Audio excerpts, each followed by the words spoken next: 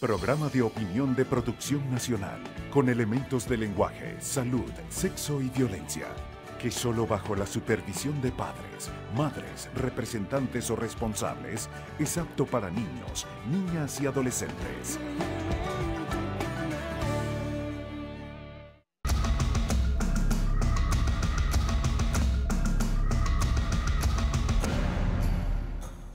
Muy buenos días. Voy a conversar con el diputado Luis Lipa por el estado de Apure, representante en la Asamblea Nacional.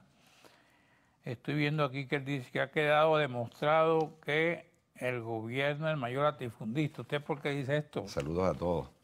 La verdad es que después que vemos la cantidad de expropiaciones que ha hecho el gobierno nacional, los actos, las fincas, todas estas expropiaciones, logramos ver entonces que quien es dueño de la tierra, no solamente de la que le pertenece al Estado por sí, sino entonces ahora el sector privado también, la tierra del sector privado las tiene el gobierno. Entonces, y esas tierras que fueron expropiadas, lamentablemente, de utilidad en estos momentos, antes estaban siendo productivas, en estos momentos pienso que no deben estar llegando ni al 15 ni 20% de la productividad que antes ejercían.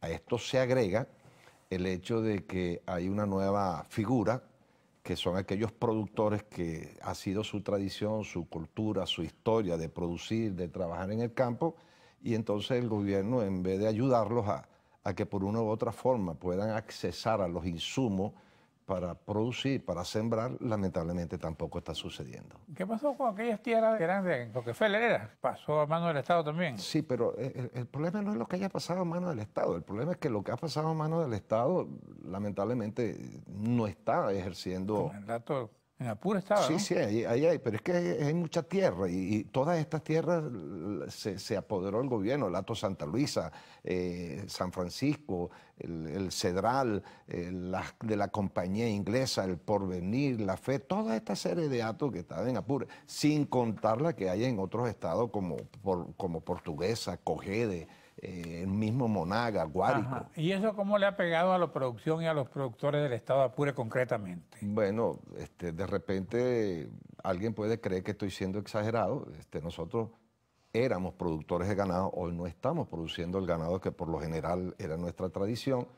Es tanto así que hoy nuestra población no come la carne que en algún momento comía, y esas son las dificultades. Pues nuestras empresas, aquellas que por lo general tenían esa tradición y esas costumbres, hoy se ven afectadas por el abigeato, y el abigeato está inmenso, horrible. Ya no es que te roban 5 reses ni 10 reses, sino aquellas grandes compañías, y a los pequeños productores les roban 50, le llevan 100 y no hay respuesta. ¿Cómo pasan por una alcabala 50 reses? Bueno, ¿no? porque hay la contribución, hay la colaboración de alguna gente que identificarlo, bueno, están ahí. Sencillamente a veces se acude a los órganos competentes y la respuesta no es inmediata. Entonces a veces también te paran una gandola con 50 reses y te le dejan 3 horas, 4 horas parada ahí, esa red realmente se afecta, pues tiene pérdida de peso. Y hay una cantidad Ahora de cosas. alguien dice que los productores que trasladan 50 reses, por ejemplo, llegan a una alcabala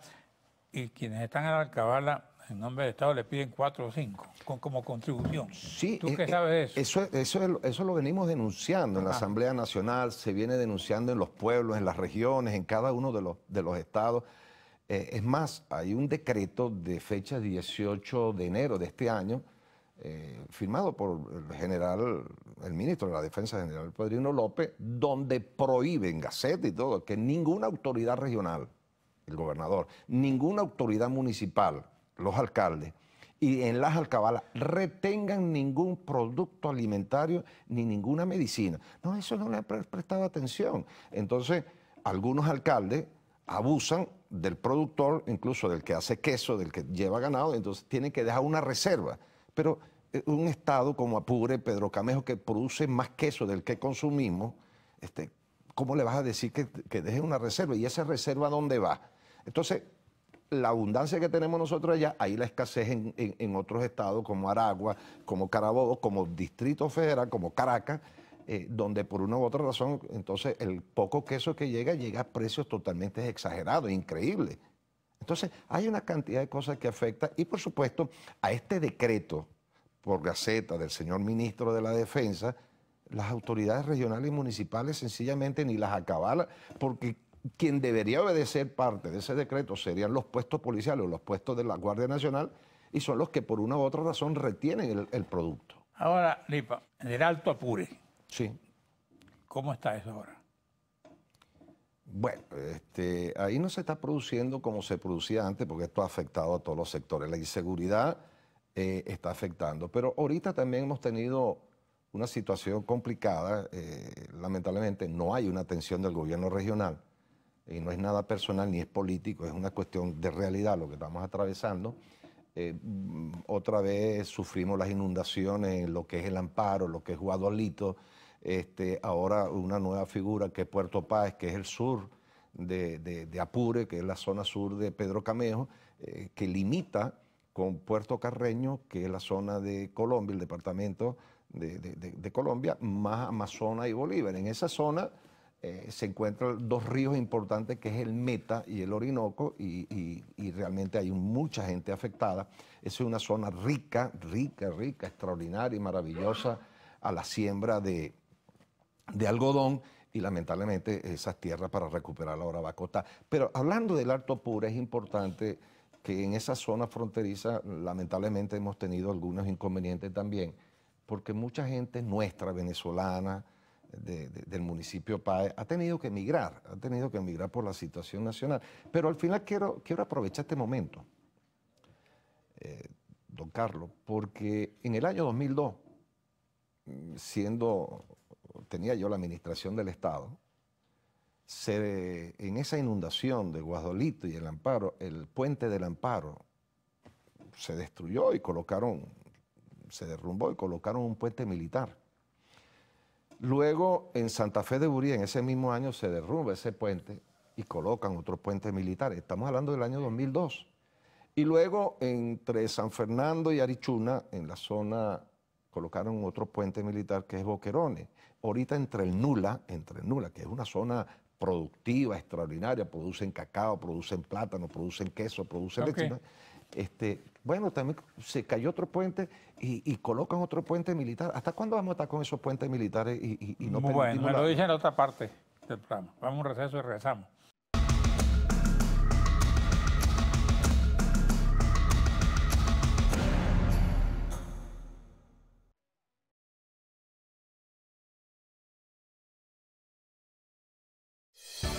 Estás viendo Regiones.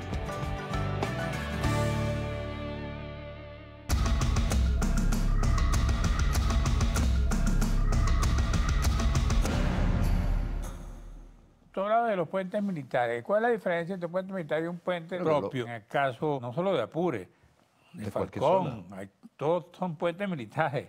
Sí, no, es que son con una... ¿Cuál es la diferencia? Son unas estructuras militares que su utilidad es de corto tiempo y es de fácil salida. Pues lo mismo sucede entre Calabozo y Dos Caminos, y hay un puente que se cayó hace tiempo. Y por supuesto, eso ocasiona ciertas incomodidades. ¿Y por qué nosotros los venezolanos, con la riqueza que hemos tenido, tenemos que hacer uso? Esos no son puentes que realmente son provisionales, no son para quedarse. Pero al final es la misma situación que sucede en muchas partes de este país. Nosotros hicimos un trabajo hace muchos años de cuáles eran los puentes en Venezuela y cuáles eran los puentes que en el estado Apure, de una u otra forma, había que darle algunos mantenimientos. Y este es el problema del país. El problema del país es que si esas 4 millones de hectáreas estuvieran produciendo, este país no estuviera pasando la necesidad que está pasando. Y esas 4 millones de hectáreas que expropió el gobierno, donde está la compañía inglesa, el sector privado y todo, no están produciendo el 10% de su capacidad. Entonces, hemos dejado de tener lo que por una u otra razón estaba ejerciéndose sus funciones. Yo soy del criterio que pareciera ser que todas estas cosas, el cierre de empresas privadas de los diferentes sectores, ha sido calculado por el gobierno, ha sido planificado para destruir el aparato productivo económico del país. Y gana el gobierno destruyendo, ¿no lo afecta directamente a ellos? Ellos quieren tener control total de todo.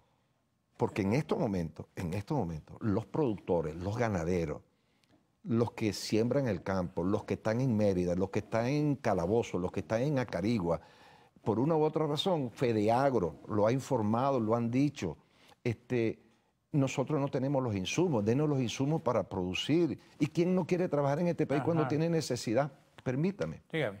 Discúlpeme. No, por dos. En vez de darle los productos a Agropatria, entonces se lo dan a Agrofan y Agrofan termina dándole los productos a algunos productores que de una u otra forma terminan dándole los insumos y le dicen, ok, está bien, aquí están, pero el 70-80% de la cosecha te la tenemos que comprar nosotros, no las tienes que vender a nosotros. Eso no es correcto. Eso es el nuevo modelo. ¿Y quién pone los precios? Bueno, pero ese es el nuevo modelo de expropiación que hace el Estado. Claro. Ahora no te quita la tierra, sino que ahora te quita el producto. Ellos discutieron, recuerde, cuando estuvieron hablando de que le iban a poner precio a 50 rubros. Ajá. Eso lo que hizo fue ocasionar más escasez. Primero porque los 50 rubros que ellos decían no se están produciendo. Claro. Y entonces aquí lo que hay que darle son los insumos a los que de una u otra forma tienen la tradición, la cultura y tienen la tierra. No le vayan a dar los insumos a quien por una u otra forma no tiene 3 metros de tierra. Entonces yo creo que debe haber una política de Estado más desinteresada en apoderarse de lo que no le pertenece. ¿Tú calculas en qué proporción el productor ha dejado de estar en el campo y venirse a la ciudad? Yo voy a hablar de los números, que lo ha dicho Fedeagro, que por alguna u otra razón, con mucho respeto a un gran equipo de hombres y mujeres que trabajan ahí y de productores, ellos hablaban de un 26% estaban haciendo este año. Yo creo que erraron. El porcentaje es menor a esa cantidad. Menor. Es menor. La gente está abandonando el campo. Pero es que los ha abandonado por muchas razones. Primero porque no tienen los insumos, luego la inseguridad. ¿Pero tú dices que es menor o mayor la gente que se ha ido? Me voy a explicar. Es menor la productividad de lo que están haciendo, de las cosechas. Yo te estoy diciendo de la persona que ha dejado el campo para venirse a la ciudad porque no tiene los insumos. Ajá, por eso. Pero nosotros, por eso es que yo digo que el Estado, el gobierno, tiene que tener una política más certera si realmente quiere decirle la verdad a este país. Ponga a trabajar lo que... La ley semilla, ¿para qué la ley semilla? La ley de semilla es precisamente para eso, para quitarle esas limitantes que tiene, para que podamos obtener una semilla de buena calidad, para que tenga una buena productividad y que sea un producto de buena calidad para que se pueda consumir. Entonces nosotros queremos, todas estas leyes es para proteger. Explica a la gente cuál es el ABC de la ley semilla. Permítame decirle algo sobre esa ley de semilla. Por eso te lo estoy preguntando. Esa ley de semilla no la hicimos nosotros, ¿no? Esa ley de semilla, quien la hace es la consulta de estos sectores, a los productores, a los gremios, al que produce hortaliza. Eso se consultó en el Vigía, en Mérida. ¿Qué busca la ley semilla? ¿Cuál es el ABC? El ABC es para darle más semilla al productor, ¿es para qué? Es para que podamos tener una semilla que tenga un valor científico y que tenga realmente la capacidad de producir más en pocas hectáreas. No solamente eso, sino que podamos tener una semilla también que al final accese al productor, porque en estos momentos, así como denunciamos el monopolio del Estado con la semilla, tampoco podemos permitir ahora el monopolio de la semilla a través del sector privado. Aquí habían otras empresas que funcionaban y no era necesario esperar una semana, porque usted a la hora que iba y compraba en esas empresas el insumo. En este momento tiene que comprar al Estado. Tienes que comprárselo a Agropatria, porque Agropatria se apoderó de todo eso. Pero lo otro, para comprar un producto en Agropatria, si no tienes el tarjeta de la patria o no estás identificado con el sistema, lamentablemente no te dan la cantidad de lo que tú quieres. Entonces, esta ley de semilla realmente le dan más garantía al productor, le dan el valor científico, puedes importar al aprobar esta ley. Aún no ha sido aprobada, estamos en la segunda discusión, hay una reforma parcial de unos artículos, hubo sesión y se aprobaron 7, pero todavía faltan. ¿Qué prevé esa reforma parcial? Mejores condiciones.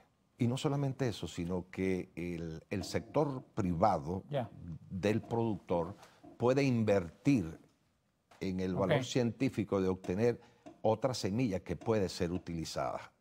A esto se coloca que usted puede invertir también en importar algunas semillas que le dan mejor rendimiento. Por supuesto, estas mejores semillas deben estar certificadas por el gobierno nacional al final. Claro, en este momento todo es importado. Lo trae el gobierno, no sabemos de dónde lo trae. Bueno, gracias. Luis Lipa, gracias a usted, amigos televidentes. Nos veremos aquí mañana a esta misma hora.